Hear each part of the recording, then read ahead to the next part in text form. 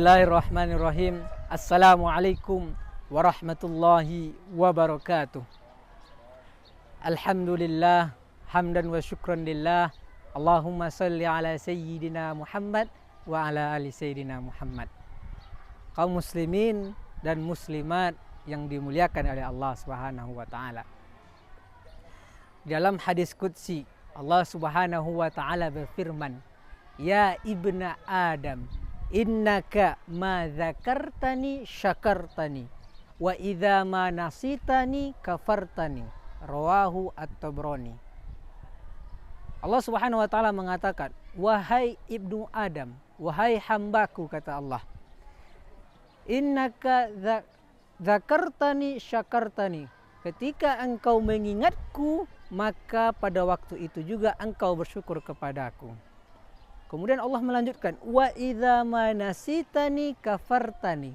Akan tetapi apabila engkau tidak mengingatku, maka pada waktu itu juga engkau telah kufur, engkau telah durhaka kepadaku, kata Allah Subhanahu wa taala. Ma'asyiral muslimin wal muslimat rahimakumullah. Dapat kita simpulkan, ketika seorang hamba selalu mengingat Allah, maka pada waktu itu juga hamba tersebut bersyukur kepada Allah Subhanahu wa taala. Akan tetapi ketika seorang hamba melupakan Allah, tidak ingat pada Allah, maka pada waktu itu juga seorang hamba tersebut durhaka kepada Allah, mengkufuri setiap nikmat yang diberikan oleh Allah kepadanya. Na'udzubillah min zalik.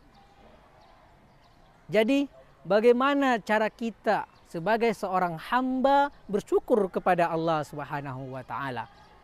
Yang pertama, asyukru bil qalbi, syukur dengan hati, yaitu menyerahkan seluruh hati kita kepada Allah Subhanahu wa taala.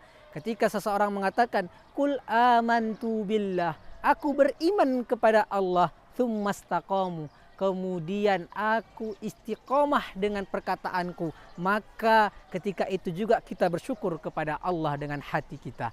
Syukur yang kedua, asyukru bil lisan, syukur dengan lisan, yaitu kita bersyukur dengan ucapan kita, dengan lisan kita, dengan cara mengucapkan subhanallah, walhamdulillah, wala ilaha illallah, wallahu akbar, menandakan bahwasanya lisan kita bersyukur kepada Allah. Dan yang ketiga, asyukru bil jawareh, syukur dengan anggota tubuh kita, syukur dengan badan kita. Bagaimana cara dengan syukur dengan badan? Yaitu selalu mengerjakan apa yang diperintahkan oleh Allah Subhanahu wa taala, selalu mengerjakan salat, membaca Al-Qur'an, membayar zakat, berpuasa pada bulan Ramadan. Itu membuktikan rasa syukur kita kepada Allah Subhanahu wa taala dengan anggota tubuh kita.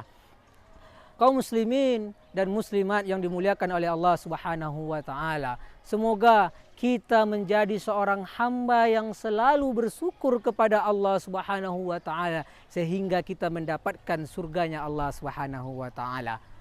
Assalamualaikum warahmatullahi wabarakatuh.